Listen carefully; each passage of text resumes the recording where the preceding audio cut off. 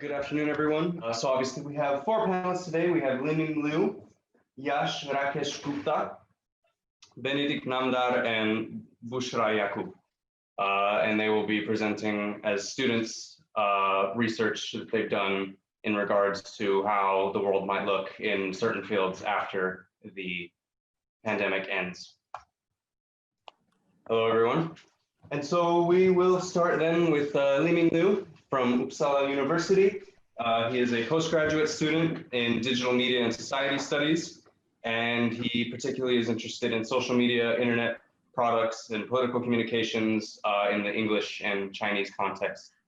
And so Liu has a presentation for us, and you have the floor now. Thank you.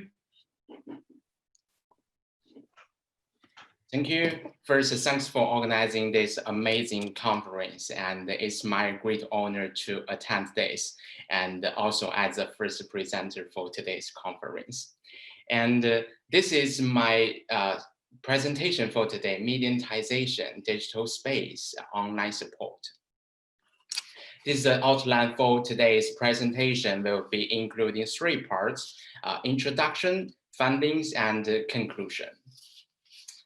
And the first part, I will give you an overarching introduction about my research. And this is the pandemic in Sweden, which is the background of why I do this research. And on the top part, which is the data from today, which is the Swedish pandemic situation I just updated several hours ago. And on the bottom part, which is Swedish government policy for gathering. On March 11, government banned over 500 people, then continued to ban more than 50 people on March 27. And following this background, I mentioned I'm curious about the religious institutions because they are always gathering people for religious practices. So the current challenges by religious institutions. Therefore, I investigated this research question. What are the transformational practices of religious institutions during the COVID-19 epidemic? This is my theoretical framework, which I combined into two different parts. The first part is from mediatization to mediatization of religion. Mediatization is mediation through technical media to saturate daily life, society, and culture. And for the mediatization of religion, which means how the mediatization affects religion as institutions, also social and cultural activity. Another part, which is place to space from the cultural geographical perspective.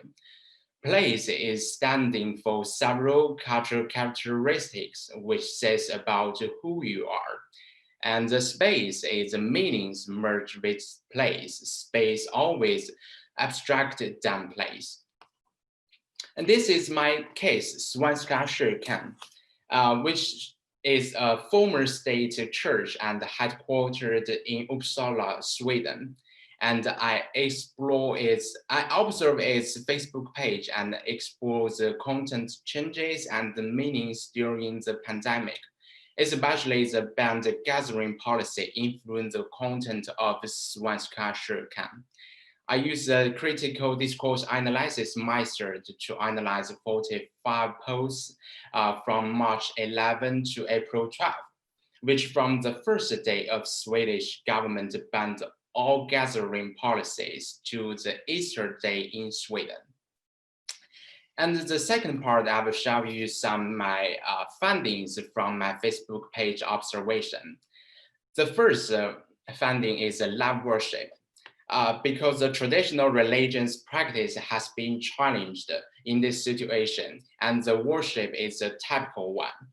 The church transformed some practices online, and the first live worship was on March 16th. Then the church cited every Tuesday and Thursday as a router. And also, during the Easter Day celebration, the live worship became an important religious ritual in the pandemic situation. And my second finding is content transformation. Because the content has been transformed from religion related to public related, such as before the pandemic, the content always related religion, such as the quote from Bible, pray for different professions, but now it's already transformed into public related, such as the posts that care about the people in the pandemic, such as I showed in this picture. And also multiple types of content have been used, such as articles, videos, and also mixed types. My third finding is the spiritual support. The content transformation also shows the spiritual support. More posts are delivering the encouragement and the hope. As this picture showed, this is article Svenska Kyrkan post on March 20th related to the mental problem, like the public don't feel any worry. So this is a way for church to deliver their online spiritual support. And based on this finding, there's my conclusion. My first main conclusion, which is mediated communication. Facebook page becomes a digital space as a partly functional church, because the mediated gives Facebook page much more meanings as a digital space, which is traditional religions practices can or have already faced to the mediatization, transformed into online way. And also, my second conclusion, which is related to the online support, is online spiritual support and the light religion back to the public sphere. Because Sweden is relatively a high secular country all around the world, which means the religion is a private matter and the church should play a less important social role. But now the pandemic gives religion a chance to show the public care and the support, and it can be considered as the religion back to the public sphere. And the third conclusion is the digital shift. Because when we consider what will happen for the world after the pandemic, at least in my mind, for the religion in Sweden, more religious practice can transform into a mediated way, and the church can have more social responsibilities and play a relatively more social role in the society through the digital ways. Therefore, from my perspective, the new norm for religion and is redefining the religion in Sweden's society. But also my research also have some limitations. First is limited social media analysis, because I only analyzed the Facebook page, but there are multiple social media channels to observe for Svenska Kyrkan. And the second one is online is not the only way, because Sweden has relatively moderate or soft policy for the pandemic. There's no compulsory quarantine and no compulsory lockdown.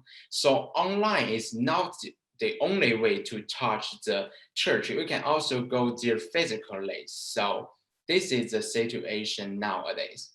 And also, there are some ways can make this study bigger. So I mentioned this future studies first, which is the diverse solutions in Nordic. Because Nordic shares high mediated and secular, the research can broaden in a Nordic way to summarize the religion's changes in this entire area. And the second, it can geographical broaden, because the COVID-19 is a global issue, and more areas, more continents should be understand the different religions, institutions, and observe more transformational practice all around the world. And this is my presentation for today. And if you have any question, please do not hesitate to contact with me, and wish everyone safe and healthy. Thanks for your attention. Okay, thank you, Liming. So if any of our fellow panelists, for example, have a question, we have a question on Slido right now. So if anyone else does not have a question, I will start there. So do you think that the pandemic strengthens or weakens the faith? Is it strengthening because of facing death, or is it weakening because of the lack of institutionalized religion? I consider that pandemic situation, at least in Sweden now, is redefining the religion itself, because when the pandemic happened in Sweden, people are not go to the church or the religious institution for seeking help. They back to God, found some suggestions, but now they are more objective, and religion is starts to have as I showed, this online spiritual support, or the religion have the real spiritual support. At least we can realize that the religion is support and make effort to help everyone, to help the public in this situation. Okay, thank you for your answer. We have a question from panelist Benedikt. Feel free to ask Benedikt. Hi. Hey. Thanks for your talk. That was very interesting. So my question is on what do you think about the effects in the terms of like the popularity of church and stuff after the pandemic? Because it seems like what your research shows a bit is that the pandemic has the church or religious institutions forced to go more digital, right? To do more digital work. And that seems to be more in accordance with how people interact nowadays, right? So that seems to maybe let the claim arise that the church will, or religious institutions, will be strengthened by the pandemic after all, because they learn how to interact in a way that is in accordance with the zeitgeist, with how people act nowadays. Yeah, I must admit this is a unique and a specific case in this pandemic situation. So church has this kind of solutions to interact with the public now. But I don't know, it will be changed in the future after the pandemic, that the church will still have this mediated communication way. But in this process, we can see the Sweden, which shares the high mediatization area, the church also has the high mediatization of religion. So they can have this mediated communication way to have fluent interact with the public. But for the future, I can just say that maybe they can still have tried this way, as I showed the love worship. It can be broadened the worship or the religious practice itself. So maybe it can be a new norm in the future. Great, thanks. Thank you. Okay, any other questions from the people in the call? It does not look like it. Okay, and then so on Slido, we have another question. Do you think that thanks to the pandemic, the religion could become more modern and closer to people?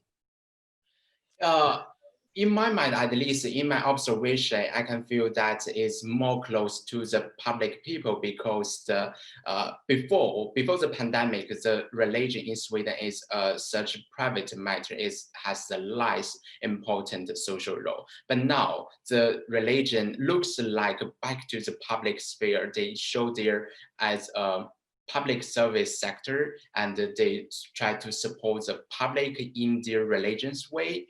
And I consider, and from my observation and my analysis, I consider it's closer to the public now.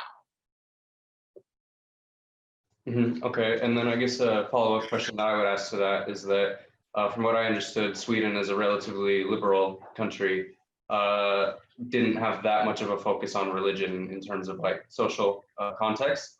But do you think that because of these factors that it can become a larger aspect in terms of social roles?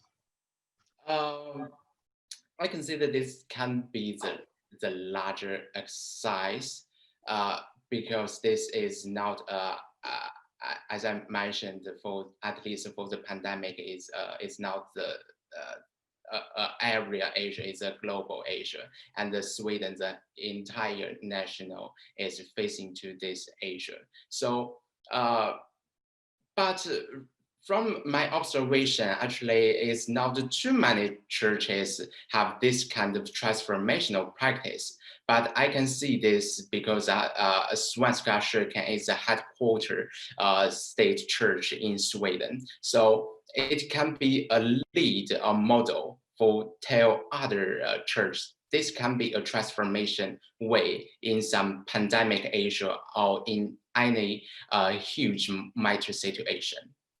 So it can be a larger exercise. Okay, thank you. So I'm not seeing any more questions. So then thank you very much, Lemmy. And so we can move on to our next panelist. Next up, we have Bushra, Mohamed, Yaqub, who will be talking about the impact of women as leaders following the pandemic. And so Bushra is a fresh HR graduate and a part-time writer, and she particularly focuses on women and their role as leaders. And she was especially interested in this after reading Lean by Sheryl Sandberg, excuse me. And Indra Nooyi is a big inspiration of hers. And so the floor is now yours, Bushra. Thank you everyone for tuning in today. My topic, as Nate said, it's going to be on the impact of women leaders during the COVID-19 pandemic. We're exploring the gender diversity leadership style. The presentation outline is going to be as follows. We're going to start with abstract and then research questions, what my research answers in this. Literature review, what major literature theory say about the differences between what women and men, how do they adapt to different leadership styles. And the core of the paper is going to be on women leadership in times of pandemic, how women political leaders, they dealt with pandemic and dealt in a very productive manner.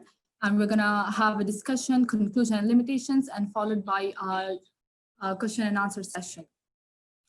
To begin with the abstract, this paper, it's going to analyze the importance of women's leaders' response during the global pandemic crisis and their incredible techniques at saving the economy. They say that it's during such tumultuous times, the true leaders, they are unearthed. So, and this entire thing, whatever I'm saying, is established and it has a growing evidence that women leadership in political decision-making process improve them in political combative environments. Like you could say with the novel coronavirus, women have politically played a central role. Let's say in China, 90% of the nurses and nearly half of the doctors are female. Research questions. We are going to answer some questions like why women have remained underrepresented in many high-stake positions. Second one, what leadership traits are unique to both the genders? And how did political women leaders combat the COVID-19 crisis? The literature review, it's going to be divided into two main parts, the emergence of gender and leadership theories, the history behind it, and what exactly is the gender leadership gap. Over the past 50 years, the dynamics on leadership landscape has evolved continuously, and so did theories on leadership between genders. Traditionally, during the 1980s, a concept of think manager, think male was really established, which later intensified and said that women are not built to have and said that women are not built to have a role of a leader in political. So naturally, women, they started settling down for smaller kind of positions and not particularly the top positions. And furthermore, it says that a detailed research on the relationship between crisis management and leadership trait utilized, it is revealed that during tumultuous times, we have charismatic leaders that are more likely to emerge when like a company's performance is going down or it's in a state of catastrophe. Now we're going to talk about the emergence of gender in leadership theories. From the gender point of view, the literature on leadership until the 1980s assumed that men were cut out to be leaders because of their agentic style of leadership traits, such as they were competitive, they were really good with their hierarchical and power, whereas women were considered very feminine, communal leadership style with traits such as cooperation, equality, and support. So what happened was like these differences in both the leadership styles of genders said that women cannot exactly deal in tough situations because they are more emotional. They have more emotional support than more of like a competitiveness, and that's what it was supposed to be understood during 1980s. And whenever women were in top positions, they started their behavior, they came under scrutiny, at least in part because women were very infrequent occupants of high leadership roles. The gendered leadership theory gap. We have, now when it comes to women, the thing about role congruity is like a wealth of research shows that woman needs to be warm and nice as what the society expects her to be. And at the same time, when she's in a leadership position, she needs to be tough and competent and a problem solver. And this is what happens is like, because these two are on a different scale, so they get themselves in a double bind situation and they end up having a role congruity.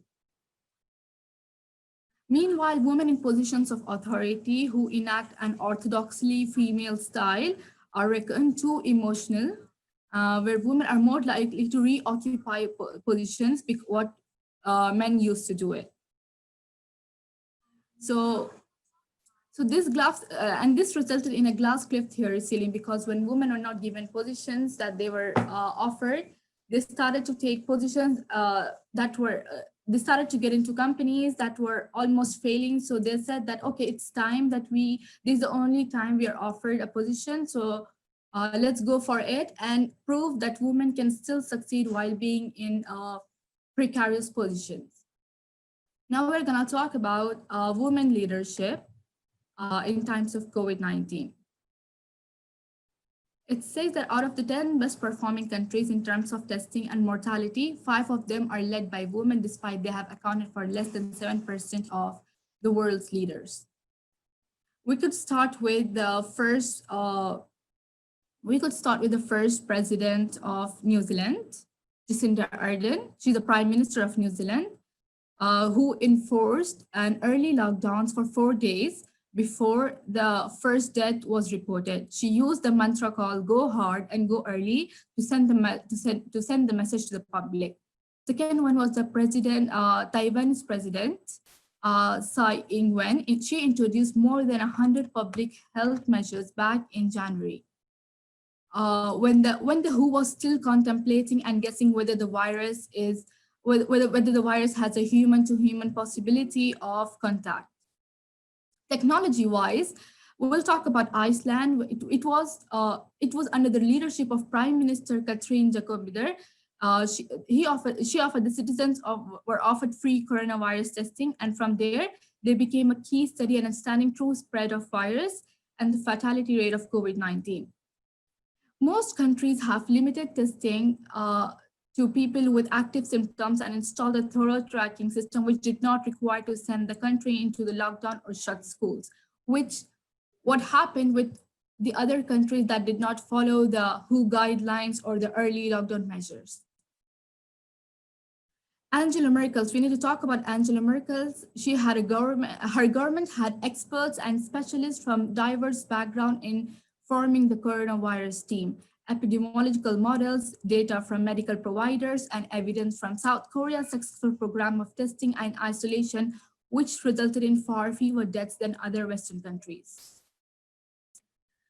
Now, drawing from the past researches and the literature review of gendered leadership styles and gendered leadership, it is inherently understandable that there's an existing phenomenon of problems that are inhibiting women from reaching or climbing the leadership ladder due to phenomena such as glass cliff and double bind.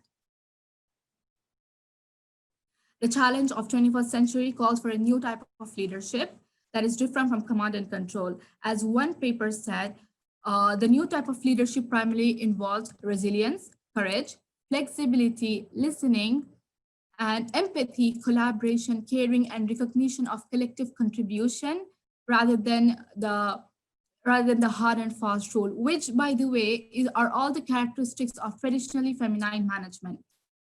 Interestingly, the ability of the political women leaders to steer the countries during the time of pandemic grabbed the public attention and remained successful due to their straightforward and inspiring message. Their method of tackling the issue was not only enforcing early lockdowns, which proved to be a lifesaver, by the way, but it was also less damaging to the economy and healthcare. And these implications bought them time to think about the actions that they could take proactively in terms of future. Conclusion, we could say that women, despite their warm nature, they have to cultivate both traditional and female qualities, like being decisive and making tough calls when required. Having a diverse repertoire of leadership strategies has clearly made women's leader all-rounder and served well in leading through the current crisis. Despite the challenge that women face while climbing up the corporate ladder or running for a presidency, it remains commendable that whatever little percentage that women are part of, their reports on leading the mostly produce, they said that they produce mostly positive results. As new COVID-19 cases emerge daily, we have no time to lose. Prioritizing women's voices in the response will set up for a more equitable, healthier future while saving today. That's all I have to say. Now we'll open the discussion for question and answers from the audience. Thank you. Okay, thank you, Bushra. Okay, so we have a question right now from our panelist, Yash. So go ahead, Yash. Yeah, so my question is the theories that you have considered during your analysis, do you think that they still hold true today in an environment where we're considering transgenders and gender non-binary individuals? Do theories that look into a binary itself, do they hold true in this environment while considering their role as leaders? Yes, that's a really good question. I believe in terms of binary genders and stuff, we still have a lot more research to do. But what we are talking about, gender difference between male and female, we have researches and theories that have been working since like last 50 to 60 years. So, and I believe that when they started researching, of course, they developed throughout the time. And this is, like I mentioned, this is 21st century, and we need to address issues in a more different way. Initially, they thought that leaders were only positions were only made for male, but now after 20, 30 years, we are saying that no, leaders are also for female. So of course, it's evolving throughout the time, and maybe in the next 20 to 30 years, we're gonna include more gender diverse in terms of binary or transgender styles. We still have room for that. Yeah, thank you. Okay, we have another question from our panelist, Benedikt. Go ahead, Ben. Thanks, very cool talk. I just have a small question. I think on slide 5, there was the point that challenges of the 21st century kind of require or favor the like female leadership style, if you want to call it that. Yes. I just wonder if you could maybe specify which those challenges are. Of course, now we have the pandemic, and it seems that that kind of strengthens your claim, how that was dealt by women. But I would just be interested. Yeah. Sure. That's a good question again. When I said that 21st century challenges are more like, it's not only pandemic. Now we're talking about the global warming. We're talking about so many other economies that are going down. We're talking about poverty, hunger. And these things have been prevalent in countries for so long. But now with new challenges, like with new technological challenges that we are facing and we are going to face in future, like nobody expected the pandemic would come in 2020 and it came out of nowhere. However, we also know that there are going to be so many other similar problems that we did not expect or did not anticipate. So, or we were prepared for. So I believe, like, this is the first time like we have faced pandemic, and apparently and statistically speaking, women leaders, of course, there are also male leaders, countries where it was headed by male leaders that who did really good in terms of combating it. But there are certain situations, like I could say global warming, poverty, hunger, immigration problems and stuff, migrants, refugees, where these are the problems that we are anticipating in the future, which we believe that if you have a touch of empathy and understanding and a connectivity that what women has to offer, their characters has to offer, then it's going to be solved in a very mature and understanding way. I hope I answered your question. Yeah, great. Thanks. I just, maybe you're interested, or you would be interested in Nick Bostrom's word on existential risks and existential risk prevention. I think that might be interesting for you and the kind of things you seem to work on. Just as a tip. I'll look into it. Thank you. Okay, thank you for the question, Benedikt. So from the way I understood it, basically, what we can learn from your research is that the most important thing moving forward would be a sense of cooperation and unity among people, and that having women leaders kind of pushes this idea, and we've seen that now that it works, right? Yes. Okay. So it looks like we have no other questions at the moment. So thank you very much, Bushra, for your presentation.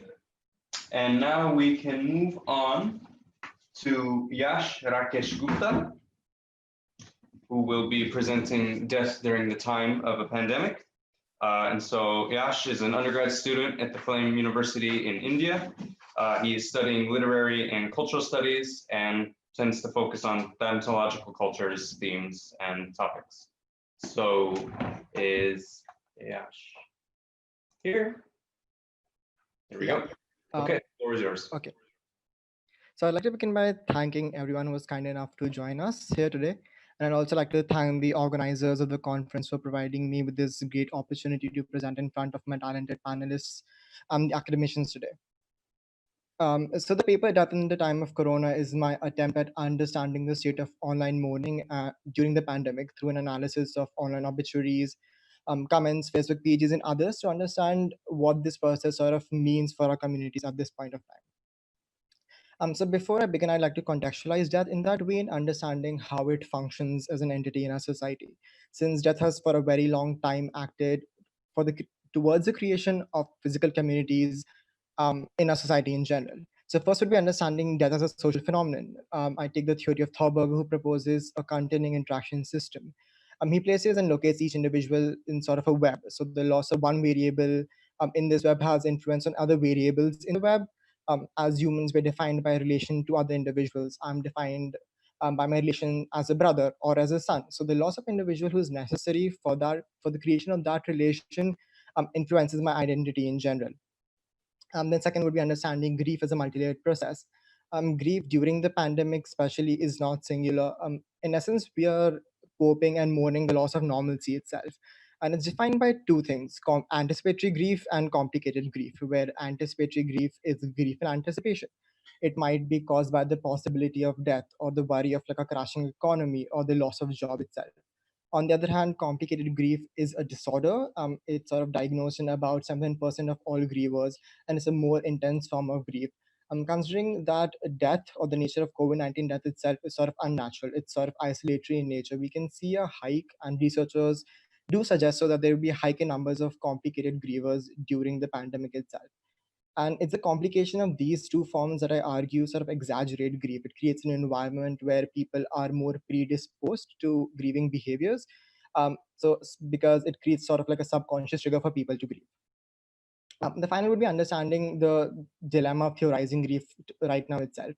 Most of the theories that were created, um, that have been created for grief in itself have been created in what we can term in a time of normalcy.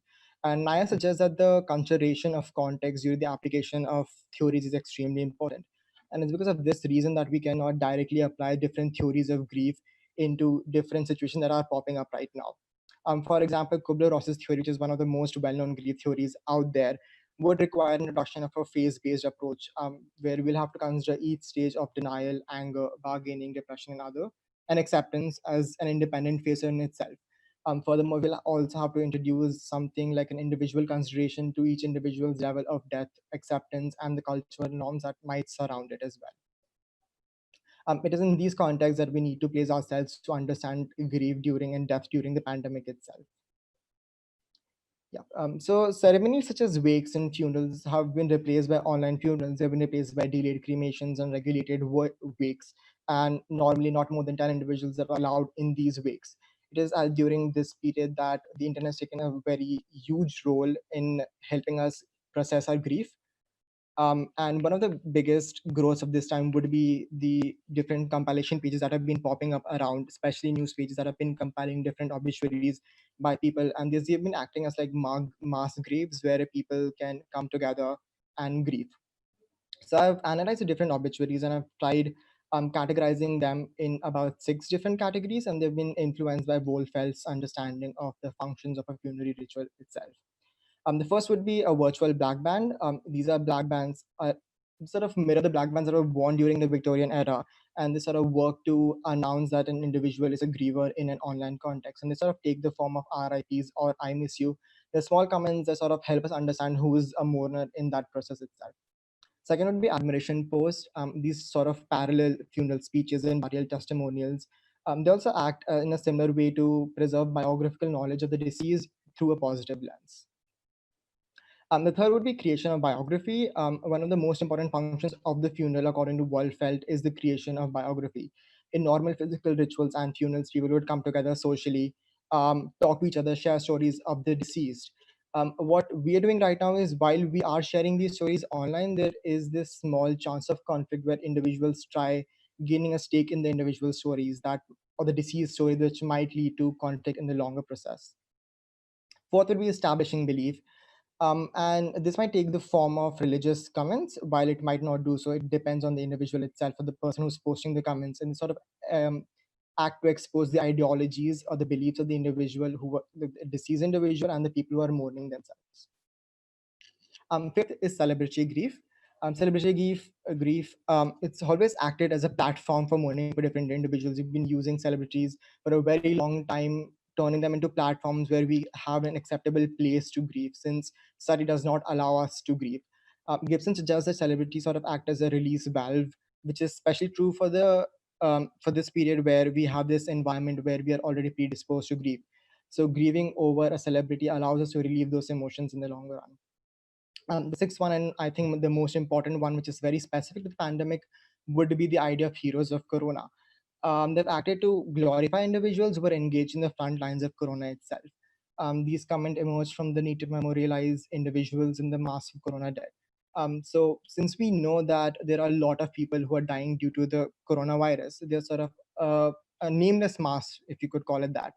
So at this point in time, it sort of works like an intellectual occupation. You give them a name and it sort of allows people to remember them from that mass itself. So in this way, online learning sort of helped us a lot. It's provided a lot of opportunities for people to thrive in. It specifically worked to enfranchise narratives of people. While a process, mourning is a process that demands acceptance, it demands people's support from the society. Normally, mourners are sort of they face judgment, they face critique from society for mourning or grieving altogether. And this especially happens if the disease belongs to a marginalized group. And a marginalized group is normally refers to any individual of, let's say, a suicide victim or a pet mourner.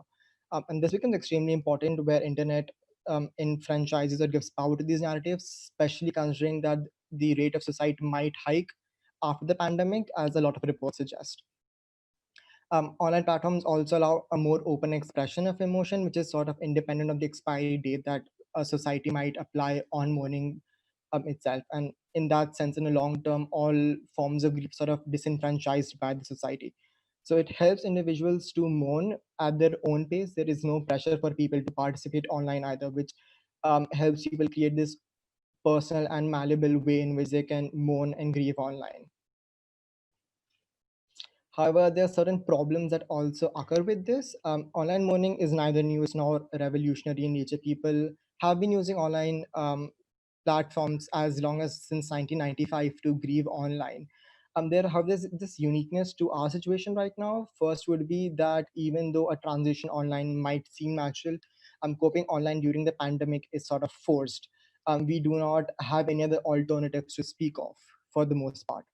Secondly, there are no physical rituals that sort of substantiate our online mourning. In all the literature that was found, online grieving is sort of always considered secondary in nature. It's not primary tool, so considering it as a primary tool right now is sort of more difficult to theorize. It's difficult to understand what people are going through because there is no physical touch that people can talk about. In that sense, the role of or the grievers themselves rest in this paradox where they are finding support online, but at the same time, they are also existing with other grievers who have their own stories. So it increases this risk of what Baglioni terms a grief loop. So it's a process of overstimulation where individuals, instead of in phasing through or going through different phases of grief, they sort of relapse into the same phase because their grief is triggered again by other people's grief, and becomes specific right now because we are isolated. We do not have any other forms of grieving or interaction that can help us move on in these phases. And then is the idea of culture normalcy, which is rather complex in nature, especially in the East Side suggest, because we have this tendency of involving the dead in our daily lives. We have the process of, let's say, keeping an extra plate for the dead, which is something that is done a lot. So it's sort of rather appending our ideas of respect and normalcy in that sense. It sort of creates a guilt that maybe I did not do enough for the dead in that sense. Furthermore, rituals have also provided us with normative and thereby expected and known methods of grieving. It sort of help individuals to grieve in that sense. And again, a social and a physical ritual helps individual come together. The hugs or the touches are a sort of sport during a ritual is extremely important psychologically, as well as it helps in reducing anxiety and stress through the release of oxytocins and endorphins released through the touch itself. And what's specifically lost during a ritual then is the whole creation of identity that happens. As mentioned earlier, we exist in relation to other individuals, and rituals help establishing in this. For example, in Hinduism, the son of a deceased individual normally takes part in the ceremony of skull cracking, which establishes that individual as a grieving son. This happens also communally. For example, in India, again, in Rajasthan, there are a group of professional mourners named Rodalis, and their identity is established every time they participate in the mourning rituals. The rituals in general, in physical sense, would allow a physical acknowledgement of these roles. And conclusively, I would suggest that we are existing in what Megan Devine has called a casserole train. While we are more aware of grief, we are more aware of death, at the same time, we aren't able to practice it communally, which is a huge paradox that we're all going through. And in that sense, the future of death sort of remains uncertain. We do not know if we emerge as a society that's more accepting of death, or as a society that might be repulsed by mortality, which would further marginalize the dead, I believe. And conclusively then, even though corona might end, the pandemic might end, who knows, we'd still be a society that would be engaged with the death of corona years after the pandemic fades in itself, in books, sites, and memories. Yeah, thank you. Okay. Thank you, Yash. Do we have any questions from the panelists, for example? Okay, we have a question from an audience member, Makala. Thank you for the presentation. I had a question related to, you said mourning online could prolong the process of grief. Is there any way to overcome this? Yeah, thank you so much for the question. So in normal circumstances, as I'd suggest, a grief loop occurs and is sort of broken in what Baglioni has this fourth stage called a threshold point that occurs when individuals are able to accept a more physical interaction with different individuals. So it's an online mourning process is sort of is always seen as a secondary process, as I suggest. And while theorizing this, Baglioni suggested that it always occurs with physical relationships occurring at the same time. So the breaking of that cycle sort of occurs when individuals are more open to physical touch, are more open to physical interactions. And since we do not have that physical interaction, it will be really difficult considering any scenario where it would sort of break until unless it depends upon individuals' death acceptance at that point of time as well. But individuals who might be experiencing complicated grief, it's much more difficult and there might not be an answer as of yet. All right, thanks.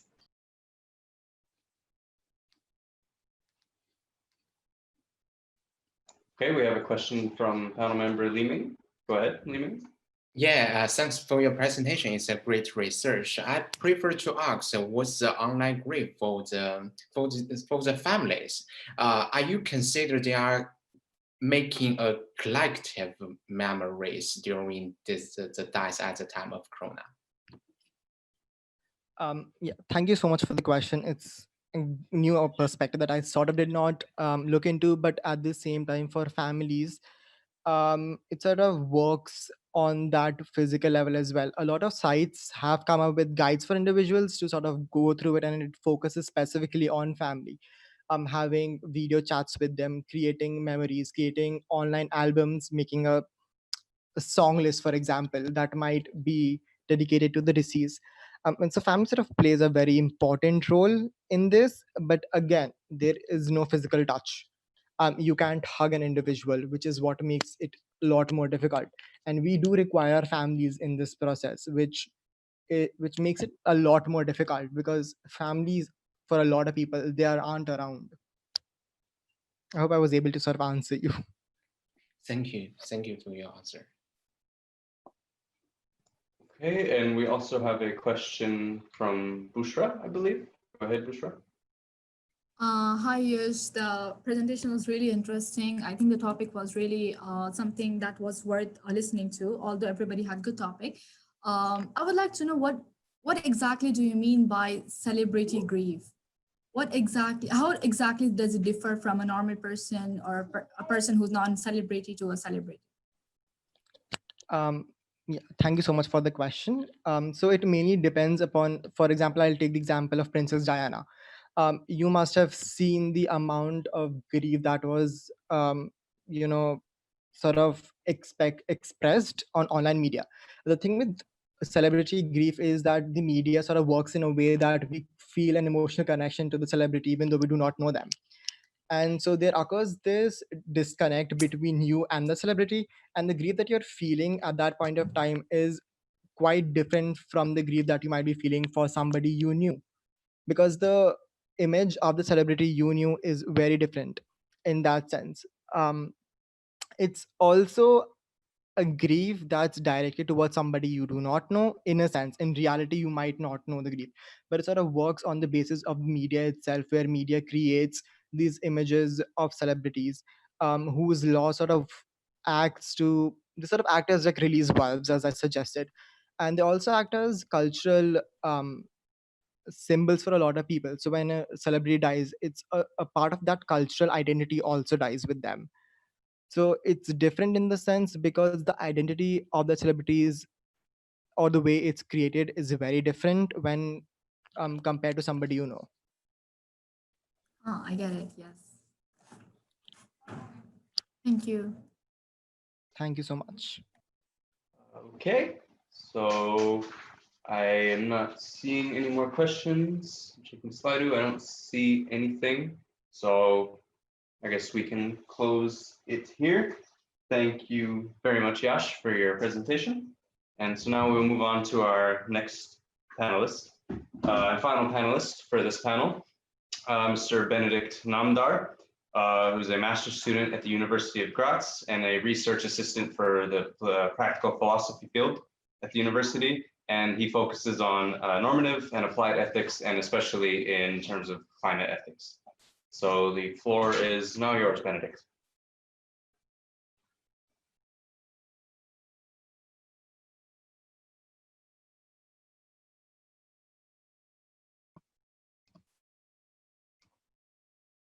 Okay. Do you see my PowerPoint? I'm sorry, I'm not quite familiar with that stuff.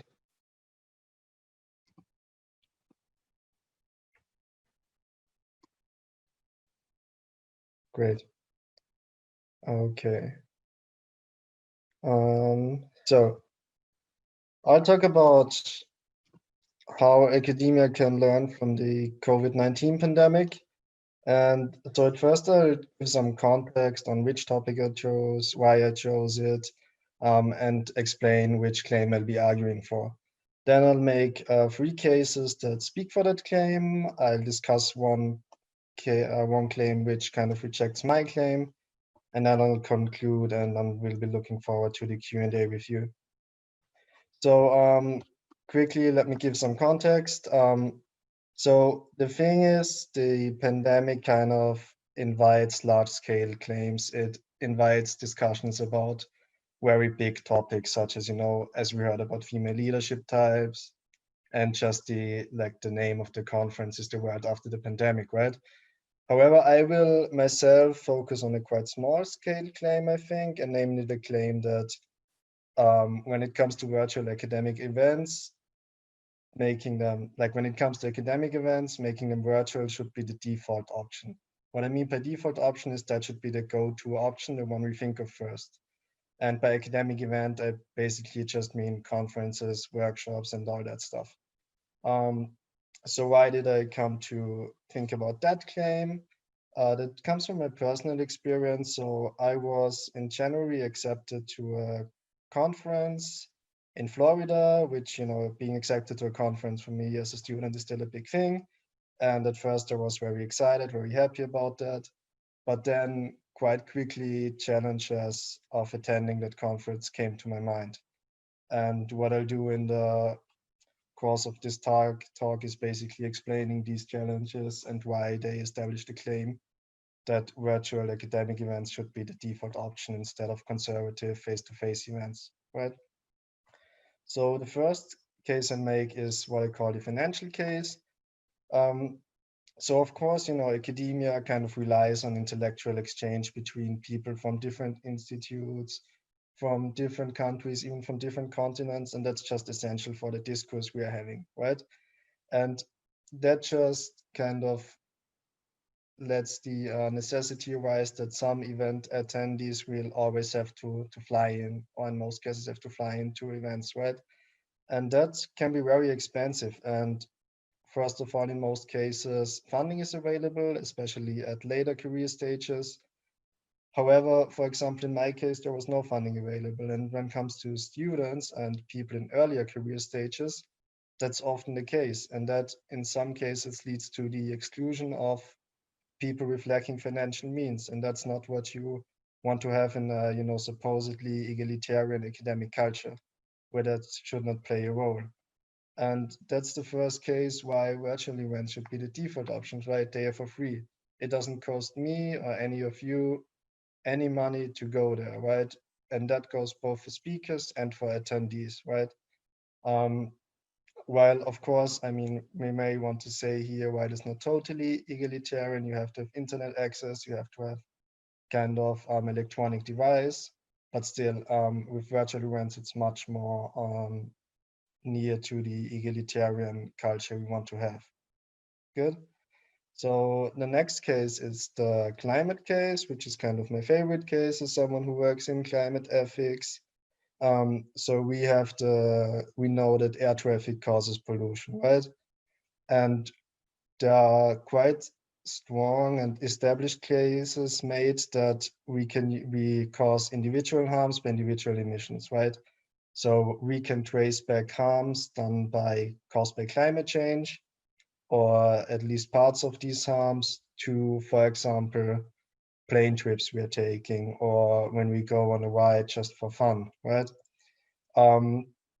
So that's one thing. The other thing is that as an academic, as said, you kind of have to go to events such as conferences and workshops and that stuff, because that's just required by the culture and that's just what we do, you know, especially in the earlier stages of our careers, when we have to brush up our CVs and we have to build a network, right? And from these points, we can, you know, construe a kind of cool little argument. We have premise one, academia requires people to attend events.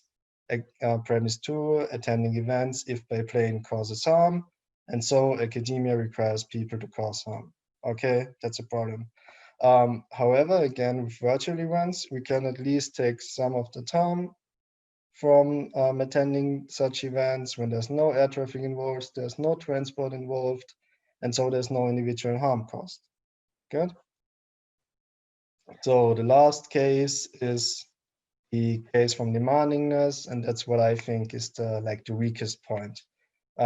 So there is literature on academia being very demanding, right? And I think everyone who has an academic career or tries or aspires an academic career knows that there are short-term contracts, there's high publication pressure, you are required to be hypermobile all the time, and that's a big problem, and it's a multidimensional problem, you know. So the demandingness is not caused by one single factor, like the harm is by, you know, by air traffic or transport, but it's by many different ones. So that's what I'm saying with virtual events, it at least takes the mobility requirement away a bit, not totally, but a bit. So when we replace regular events by virtual ones, we can take away at least one aspect of the demandingness of academic life.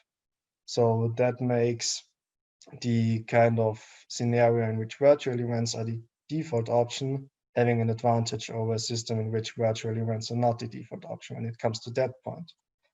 So now we had three kind of claims that establish my claim that virtual events should be the default option. However, there's one quite big downside, or at least I think most would say it's a big downside to that case. And that is the claim that academic events are not only there for intellectual exchange, but they are essentially also there for networking, you know, for meeting new people, for having informal talks. And because of that being an essential feature of academic events, virtual events are no satisfying alternative, because you have no conference dinner, you have no short breaks and all that good stuff. And, you know, I think that's true. And I mean, I think everybody will agree that that's true, that informal social contact in such events is especially important, okay? However, there's really no reason why there can't be virtual informal contact, okay? So, you know, my partner has attended a workshop where they had a break room, which was just a chat room basically for informal contact. So that's totally possible. And we have to see that we are just learning, we're just getting started with virtual events. And the pandemic right now kind of forces us to do that, and it will also force us to get better at that. Good. Plus, my claim was that virtual events should be the default option. They shouldn't be the only option, they should be the default option, the go-to option.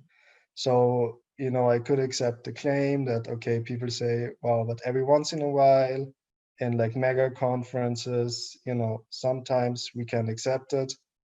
We can live with the possibility of conventional events, and that's still given. So my conclusion is that I had the claim with virtual academic events being the default option. I presented 3 cases that support that claim. I presented the downside, I discussed that. And I think that the downside is, 1, it can be dealt with, and 2, it is either way outweighed by the positive cases for that. Great, so that's basically my work. It's a work in progress, and I would be very happy to hear your opinion and your comments on that. So thanks. Okay, thank you, Benedikt. So I guess kind of one parallel that I saw personally was also in the workplace. A lot of large corporations have started realizing that people can work from home, and they can work from home effectively almost 100% of the time. And so I think this is a good parallel to that. So we have a question from panel member Yash. Go ahead, Yash. Yeah, so I had a question about the availability of, let's say, Wi-Fi itself or like internet resources to everyone.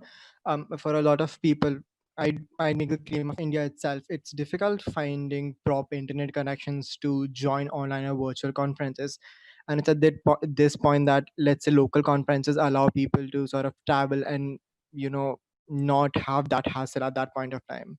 So, what would you make a claim for people who might not be able to get proper resources, maybe even a laptop at that point of time, who might not be able to take part in them because of economic reasons or others? Yeah, thanks for your question. And I think that's a good claim. And it talks to, what I call the egalitarian academic culture. We don't want that to influence our academic, performance or possibilities.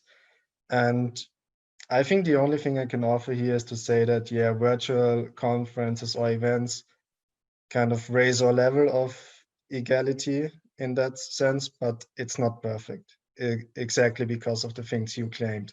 There are people who don't have access to electronic devices, to the internet and stuff. So I think that's a good point. And I think I can't give you more than that it just raises the egalitarian level we have, but it's not perfect, right? Okay, thank you so much. Yeah. Okay. Moment, please. So I don't see any other questions from the panel. Give Slido a second, I suppose.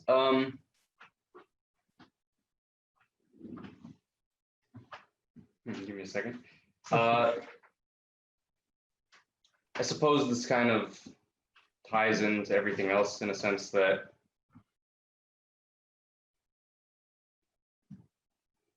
formulating. That basically it's kind of this whole idea that we need to be somehow working together, and that there still are options for everyone, even in times where it looks like there's no light at the tunnel. And I think that this is nice that this whole thing happened in a strange sense, that we're seeing that everything is possible, anything's possible really, no matter what the situations are. So if there aren't any more questions, then we have about 25 minutes left. If I could ask the remaining panelists to turn on their cameras, we can have maybe a small discussion, maybe a small set of questions to each other pertaining to perhaps what we can learn is like a general message from the research that you all have done, how we can look forward from this, what sort of messages can we share with the world from everything that we've discussed today.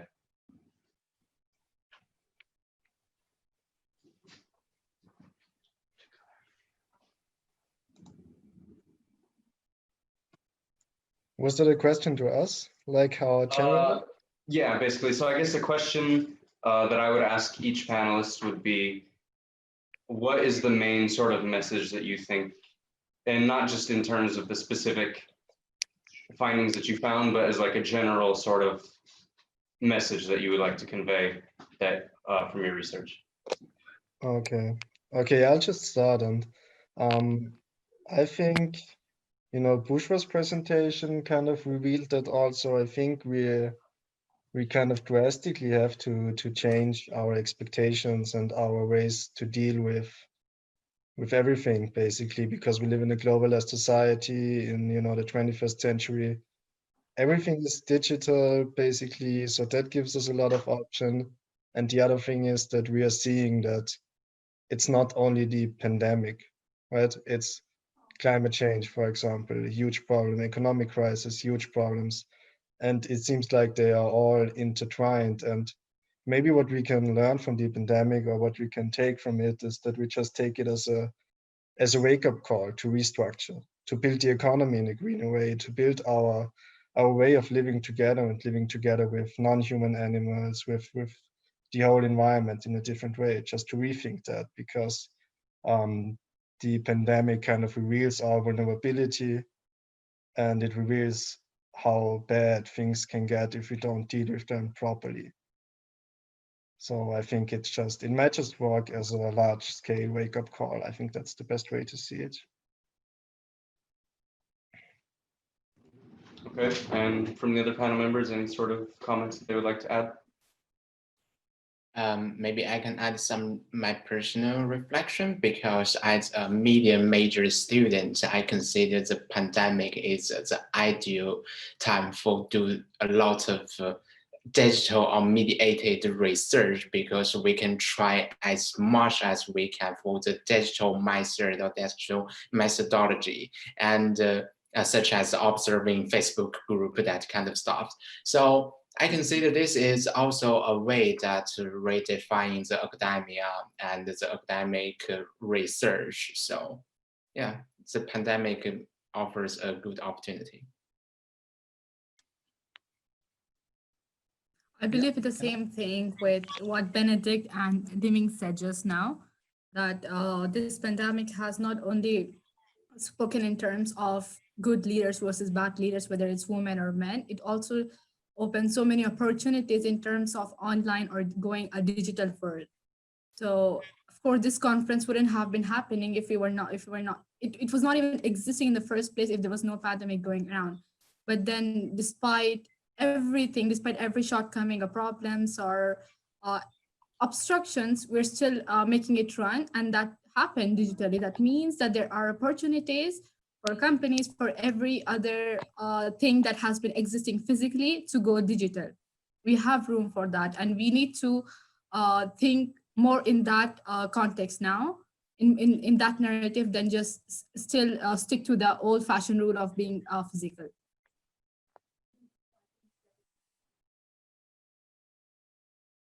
Okay, thank you for the comments. We Yeah. have a couple leftover questions, unless anyone else has anything to add. I had something to add. Yes. Yeah. So everybody covered most of what I had to say, but the pandemic has sort of been this sort of huge hit of reality for everyone, I believe. It's sort of exposed everything, every chink that was there in the system for all of us, for all of our governments, for all of our social structures and systems. In that sense, we can finally see what poverty looks like. We can finally see what misery looks like. You can finally see what's happening with our medical systems. And I think it's, well, as much as elitist it may sound, it's a great way or a great point for a lot of people to learn. And there are people who might not be able to learn. They might not survive because of the systemic apathy that's sort of been exposed again. But again, I think it's a great time for us to sort of understand the problems we had and sort of work upon them. True.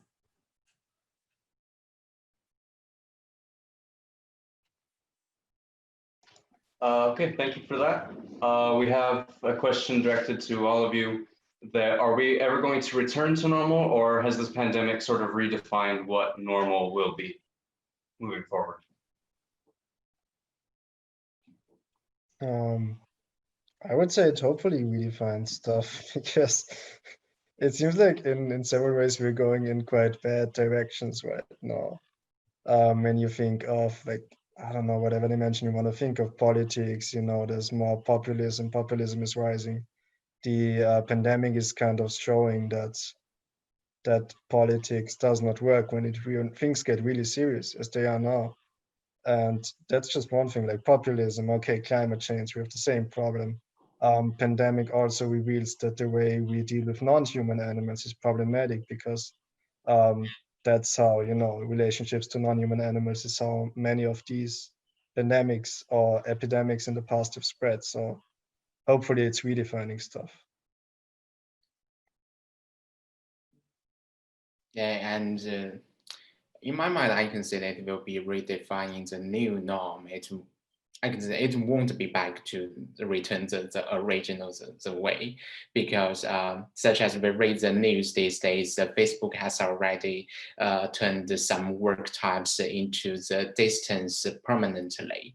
So we can see the change and in the pandemic, the world has been changed a lot. And also in my research that I mentioned, something has already changed. The mediated communication looks more and more important, and it has already tried in the pandemic, and it's already be the reality. So I consider it will be redefining the new norm. It won't be the old one. So. I agree with what Benedikt and Liming again they have to say, because we do have the opportunity now to learn from the mistakes that we did before what was considered normal.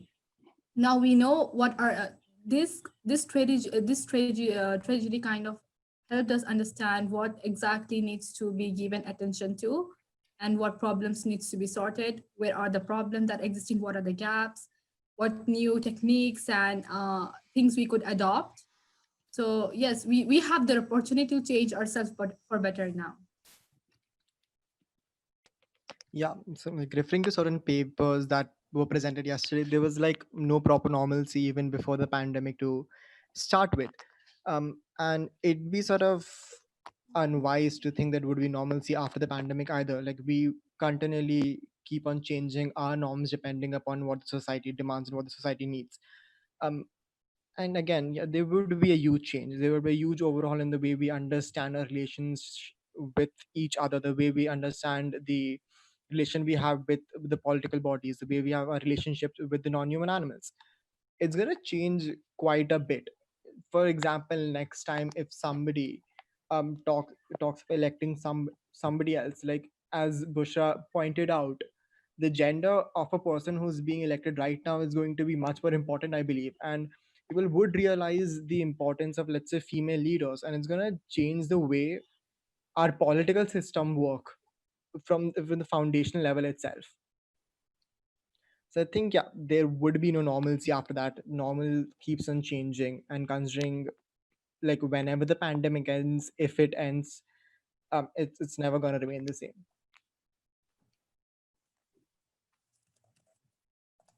Okay. So again, anyone watching, feel free to ask questions. There's one right now for Bushra. That isn't advocating for women leadership in the time of crisis discouraging women from going into leadership during normal times? In my opinion, I don't think so, no, because if you see that when a person, especially when a woman, when she was not offered positions good enough while the times were normal,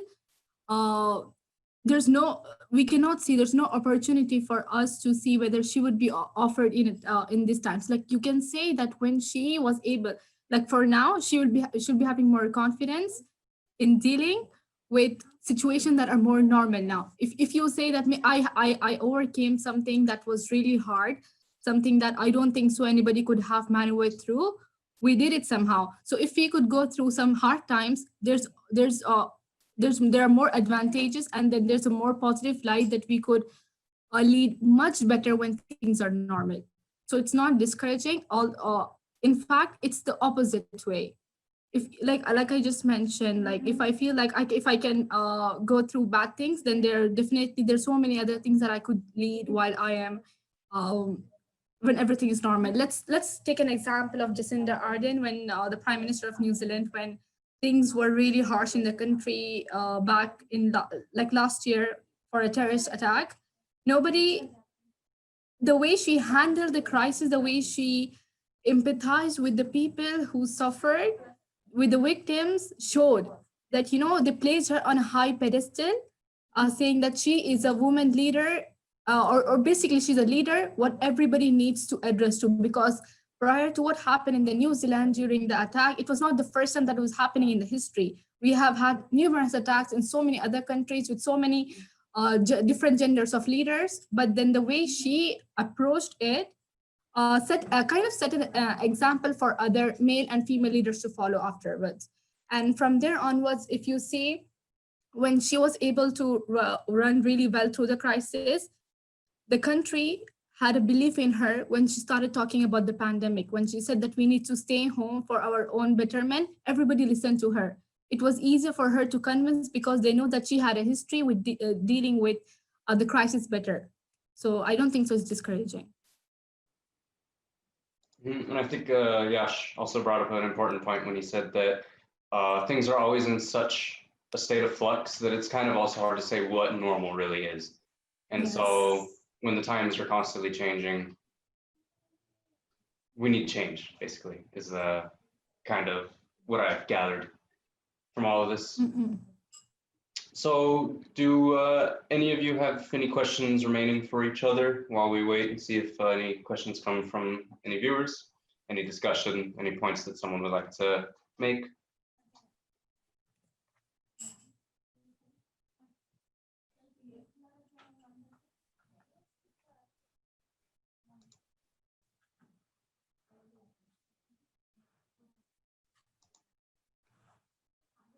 There's not, okay. I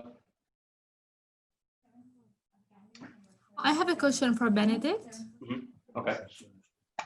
You spoke about how the religious context is going to go more digitalization. Do you think now, when things will return back to normal, when there will be no more, hopefully, social distancing measures will be taken, do you think people would still opt to go for their churches digitally or in a physical presence?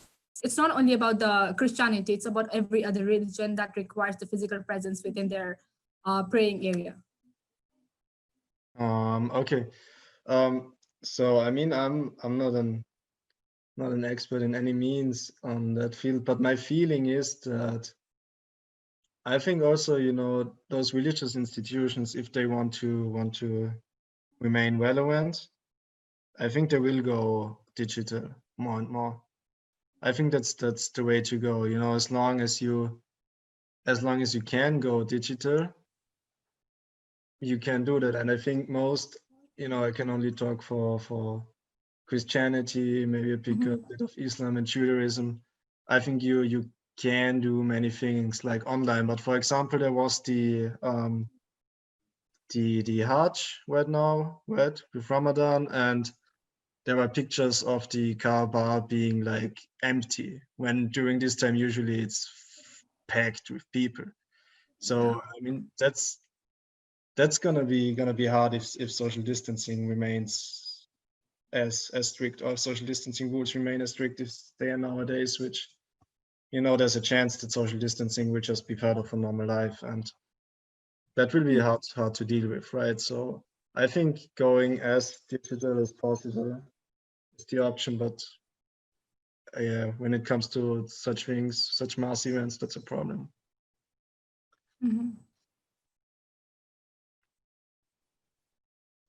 Okay, we have a question for Yash, that with regards to online mourning, what has been the influence of politics on obituaries? Yeah. So I did have this section in my paper. I did remove it later on because it did not, you know, gel well with it. There was a section of comments that did politicize corona, depending upon individuals who believe that corona was an actual thing versus people who thought that it did not exist. And these sort of worked in favor of, let's say, somebody running somebody else down because they died after denying corona. And those would become these hotbeds of political conversations where people would blame each other for not believing in corona, or somebody calling it a conspiracy. So that was an actual aspect that did play out in the comments, and it was a good amount of it. But while it did not sort of stick with my research question, I did remove it. But again, depending, for example, in America, we know the conditions and we know how politically active that place is right now with regards to the acceptance of corona as a conspiracy or not. And that played out, as I suggested, in the way that people defined each other. So, for example, My Death Space, which also runs a Facebook page, there were several different obituaries given out for people. They would tag different individuals, suggesting that this individual sort of ran somebody else down for believing in corona and now they're dead.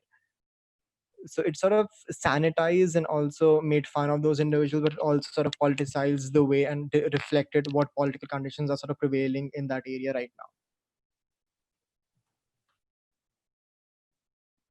Great. Thank you. Okay, so if we don't have any more questions, then I suppose we can wrap up the panel here. I would ask the panelists to stay on the Zoom call for just a moment after it ends officially. So thank you everyone for your time. Thank you for people tuning in, listening, and thank you everyone for your questions that you asked. And we can move on from here.